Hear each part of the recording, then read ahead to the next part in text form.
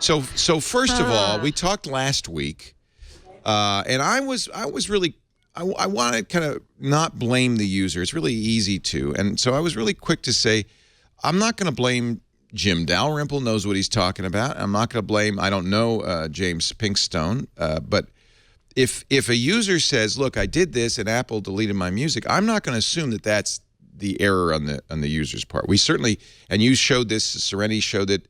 Jason Snell tweeted it. There are very confusing dialogues that could easily cause you to inadvertently delete your music, and I think that's likely that that's what happened. Cause the man who created the program, the woman who created the program, to delete their music. Yeah.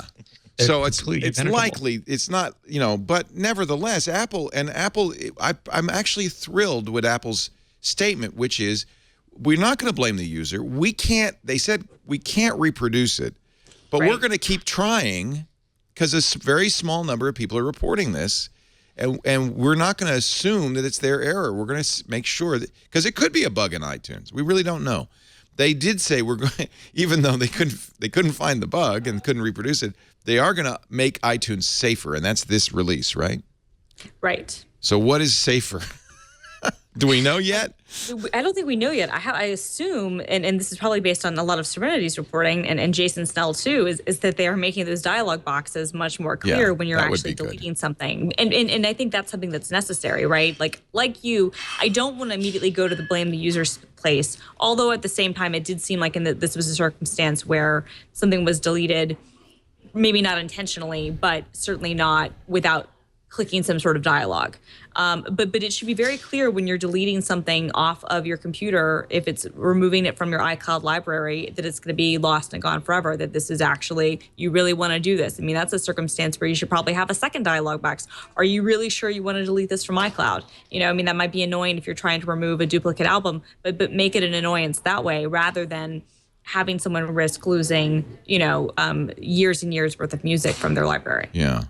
Yeah, and it really is a systematic problem because, trying to explain this really, really well. You have a primary Mac, which is the Mac with your music library, which you uploaded to where Apple Music matched off of when you first set it up, or iTunes matched off of, and it has physical versions of your albums on it and your songs on it. But then you might have a MacBook as well, and you're traveling, and it only has Apple Music versions of those songs. So if you delete the song there, it's just removing the record to Apple Music, but that is essentially gone, and you no longer see any tracks on that. Where on your primary machine, if you delete it, maybe you're just deleting the Apple Music reference, maybe you're deleting the physical file, maybe it's moving to trash. There's just so many states that it becomes almost where you want to fall down on the floor in a fetal position and just say, make it simpler, make it simpler. Well, in honor of Jim Dalrymple, I've downloaded Rock and Roll Ain't Noise Pollution. And so it was downloaded. It was a match song. It's downloaded now. And now what would we like to do to simulate these? Should I just try to delete it? Yeah, try to delete it. It's matched. Yeah. All right. So let me. Now there's two choices, by the way, which immediately is confusing: remove, download, and delete. Yeah, because remove download is like a cache. Download, exactly. Remove download would remove it from the cache, but keep it in your library, whereas delete. Well, wait a minute. I don't know. Is that the case? So if I remove download, now I don't have the song anymore. It's still in my downloadable. It's still in your library, and if you double tap, if you click on it, it'll still play. Oh, no, I don't think so. Remove download. Now you're saying if I double tap this, it'll play? If you double click it, it'll still play. It'll now stream it from the cloud. Well, it's streaming it though. Okay. Yeah. It'll stream it. Yeah. So I am gonna download it now. So that's different because now it's on the hard drive. In fact, now you could now show and finder, and I would see it'll show the a song. File. Yeah. Right. Yeah. All right. So let's go back here. Now I'll take the other thing, which is delete. Are you sure you want to delete this copy of the selected song? The song can still be played, but will be deleted from any devices that synchronize with this computer. And so this is new, I think, right? This is a new dialog box. And then there's a checkbox that says also hide this song. Yeah. Hiding it will hide it from my available downloads. It's still not intuitive. Yeah. It's still not intuitive. So if you delete it, then I think without hiding it, I think it'll now remove the file. But how is that different from remove download? Remove download just means it won't locally be stored. All right, I'm gonna delete the song. Oh, do you want to move the selected song to the trash or keep it in the iTunes media folder? Okay, you see the confusion here because I thought I was deleting it, and now it's saying you could keep it in your iTunes media folder. What am I deleting it from? deleting it from Apple Music. Oh, that's not what I want. I wanted to delete it from my computer. Well, if that's the case, then you just remove the file physically. Or you remove download. That's what or you do. You delete and they say move to trash and then empty your trash. I see, which is right here. but if you do that, if you move to trash and empty trash, Renee, then that will actually still remove it from iCloud. So if you wait a want to minute, keep it so from iCloud, if I C:\\/ if I delete this, so if it's not downloaded, it just says it will hide it from your iTunes purchases. That makes sense. Now I'm going to delete it. If I delete this song, move it to the trash, looks the same as if I said remove download. Now delete it again, Leo. Delete it again. But if I delete it again, what happens? It'll hide it. But it can download it again. Yeah, because it's matched. So but now you won't keep your original DRM free copy. You will get, if you're not using iTunes, if you're using iTunes Match, I think you will still get your iTunes Match version. Otherwise, that's you'll get interesting. the Apple Music. And that's another. Okay, now I have 2 copies of the song, even though I thought I'd moved it to the trash. And one of them is copy protected, and one of them is not. Maybe but not. Neither one is because I use Match. I don't use Apple Music. Can we just drive your computer over to Craig Federighi's house and let him look at it? Had I had iTunes Music, this would be an M4P, not an M4A. If you were in Apple Music and you also did not subscribe to iTunes Match, if you subscribe to iTunes Match and Apple Music, I believe, and Renee, correct me if I'm wrong on this, but I feel pretty confident in this. If you subscribe to both, iTunes Match supersedes the iTunes Music stuff. And the only way that you have iTunes Music files downloaded is if it is something that you added to your library from Apple Music and you download that, and you don't actually, it's not something that you purchased or uploaded, that will be protected. But if it's anything, so this makes sense. Yeah. Protected files are so that when you stop subscribing to Apple Music, you don't have a copy you can play.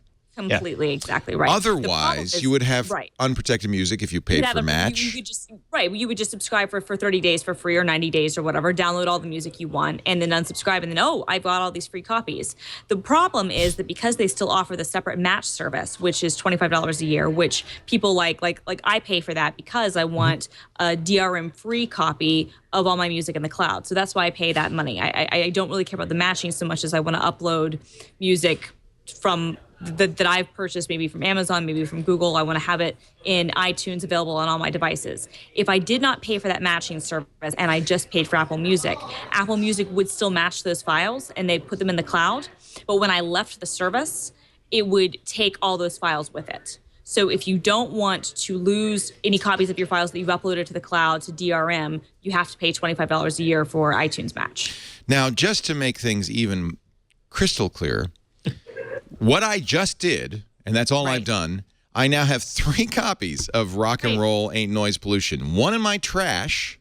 Yep. 2 on my hard drive, and 1 is the one in the trash. Oddly, is the one with a 1 in the name, which is, it seems like, anyway, I can't forget it. See, the problem is there's just so many states. Like, you can have music that you own. It's not completely Apple's fault. It is. It's complicated. It is. They've allowed these created states. The system. Yeah. And you can have stuff you've added to Apple Music but not downloaded, things you've added and downloaded, things that you've matched, things that you've matched to Apple Music, and then having to remove all these things is reversing all those states, which is it's just like any complex systems. Here's a crazy idea. Just go with me on this, guys. What if, rather than trying to replicate some sort of weird iTunes database library in the cloud that has all these states and syncs things with your devices, what if you just were able to upload all your music to iCloud and then access them from all your devices? And if you delete it from iTunes, it still keeps it in iCloud unless you actually go into iCloud itself and delete it. What if we did that? Wouldn't that be easier? You're describing. I think you're describing my relationship with Amazon Music. That I feel as though I have. Exactly. Yes. I have a lot of cloud services that work, and all of them are based on that model. Just yesterday, I was listening to 8 hours worth of music. It was all being hosted by my house cloud off of my NAS, with some music coming from my iPad, but mostly here is the truthful version of my music library that's being fed through an app. And there just never needs to be any question about where the source of a music file is coming from. Even if it's as simple as, and I've said this before, if there's just a simple A/B switch that says, or if the window view actually rotates around visually 180 degrees to say, you are now looking at the truth of your library as I see it on the cloud. Okay, well, let's revolve it around. Okay, now you're looking at actual files that are on here. So if you delete a file with this view, realize that you are looking at an actual storage device that you're deleting files from, not here is some place where I'd like to be able to access this file from. It's really, this is the sort of thing where a lot of the new services, I think, do music a lot better than the old services because they have the ability to simply start from scratch and decide what makes sense in this world in which people have a very, very malleable idea of what the source of a music file is.